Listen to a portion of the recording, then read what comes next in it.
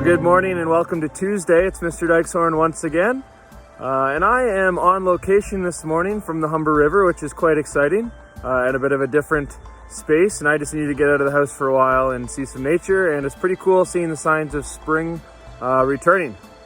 I am currently disobeying a lot of what I learned in Mr. Vreen's drama class when it comes to filming and getting rid of distractions and noise pollution in your videos. So hopefully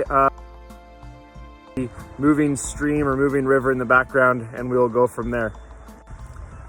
For devotions today, I wanted to share from Psalm 77, and I find a lot of comfort in Psalms, especially during times like this, and a lot of people have as well in years gone past. And maybe you have a favorite Psalm of your own. What I think is really interesting as well is that a lot of the Psalms that David wrote, he actually wrote in isolation when he was hiding from King Saul. And that also gives me a little bit of comfort because he was writing these things from some of the same places that we are and some of the same places that I am currently. So first thing I want to do is I want to read Psalm 77 with you. Psalm 77 from the New Living Translation. I cry out to God, yes, I shout. Oh, that God would listen to me. When I was in deep trouble, I searched for the Lord. All night long I prayed, with hands lifted toward heaven. But my soul was not comforted. I think of God and I moan, overwhelmed with longing for his help. You don't let me sleep. I am too distressed even to pray. I think of the good old days, long since ended, when my nights were filled with joyful songs. I search my soul and ponder the difference now. Has the Lord rejected me forever? Will he never again be kind to me? Is his unfailing love gone forever? Have his promises permanently failed? Has God forgotten to be gracious? Has he slammed the door on his compassion? And I said, this is my fate. The Most High has turned his hand against me. But then I recall all you have done, O Lord. I remember your wonderful deeds of long ago. They are constantly in my thoughts. I cannot stop thinking about your mighty works. O God, your ways are holy. Is there any God as mighty as you? You are the God of great wonders. You demonstrate your awesome power among the nations. By your strong arm you redeemed your people, the descendants of Jacob and Joseph. You led your people along that road like a flock of sheep, with Moses and Aaron as their shepherds. That's Psalm 77 from the New Living Translation. You know, maybe you're like me and this psalm strikes a really comparable feeling to what you're feeling right now. Maybe the words where the psalmist talks about longing for the nights where he could sleep, wondering if God's hearing him call, wondering if he's really there. Where did his compassion go? And I'll be honest, over the last little bit, I felt that for a few times. I felt that in my own life as I've grieved things that have gone away, or as I missed birthday parties or events with family members that I should have been at. But then there's that really interesting point in the psalm. I want to draw our attention to that, where the psalmist says, but then I think back, or then I stop and think.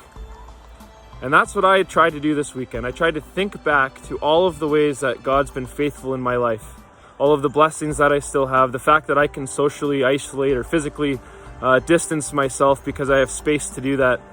Thankful for a job that I still have. Thankful for the health that my greater family and my own close family still has. Thankful for this school and the way that we can still do education. And I think that my challenge for you over today and as we move forward towards Easter is to think about those things yourself. Don't just dwell in the place where we feel like God has forsaken us, but also look at the history in your life and at the ways that God's been faithful. The same way that the psalmist talked about the Israelites and passing through the Red Sea. And I think what you'll notice is that God was through you through all those times. What I've noticed is that there's pieces of God's faithfulness and his faithfulness to my family as I look back. And that helps and gives me peace and helps me to look forward to a future where I know that will continue. We are going to move on then. And just for the last little bit of this assembly, I want to show you something that my family put together. We are by no means a YouTube family, but we have had some time in this quarantine to spend together and do some fun things. And this is meant to be a challenge to you. So if you're looking for things that you can do to submit to assemblies, maybe this is one of them. Hey TD community, after watching that awesome Pass the Torch video, I was trying to think of some other ideas that we can do. So me and my family, Big Dude Perfect fans, we're thinking about some trick shots. So send in your stuff, maybe you can get an assembly. I hope you enjoy this trick shot video. Let's go! Let's go! This is out the window and random oven trick shot.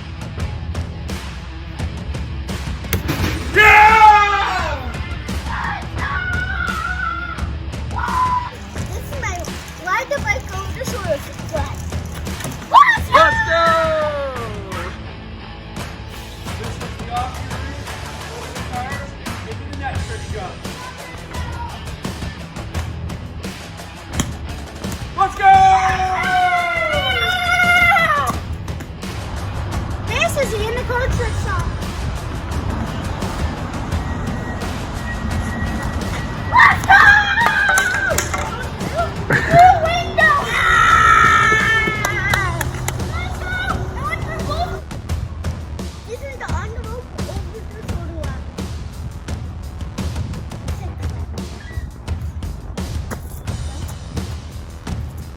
Let's go! This is the other playground with the Velcro ball stick thingy. Let's go! This is the envelope. Let's go! Let's go! Soccer ball off the bucket trick shot.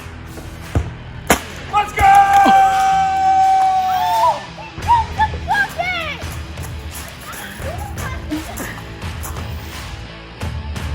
Do you think you have what it takes to beat the Dykestone family in a trick shot challenge? If you do, make sure you email your submissions to feedback@tdchristian.ca or check out Edsby. You can send them to me on there too. We'd like to see you try. Let's go. Well, hopefully that inspired you to send in your own trick shot.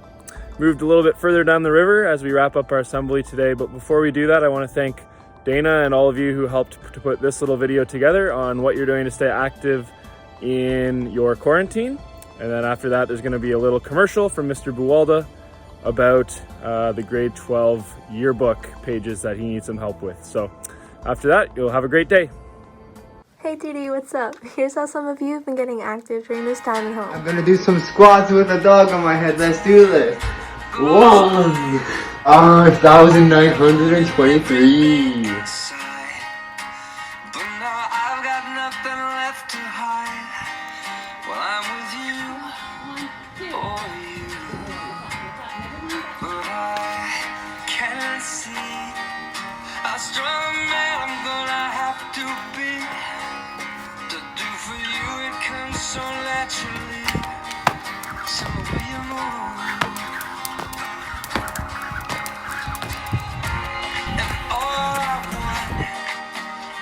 Chance to prove, show all I can do. I believe in starting over. I can see that your heart is true. I believe in good things coming back to you. You're the light that lifts me higher, so bright you got me through. I believe in you, and I don't mind. If you want to hold on to me tight,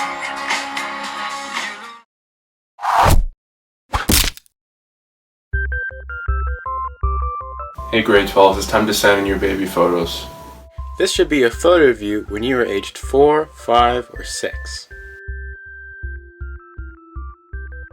Your photo will be used at graduation and in the yearbook. Pick a good one, put your name in the file, and send it in before April 15th. Upload your photo to the link found in the Edsby announcements. If you have any questions, Edsby message Mr. Buwalda. And if you haven't filled out your grade 12 yearbook profile, please do so. So, send us your kindergarten pic. I've sent mine in. I've sent mine in. I've sent mine in.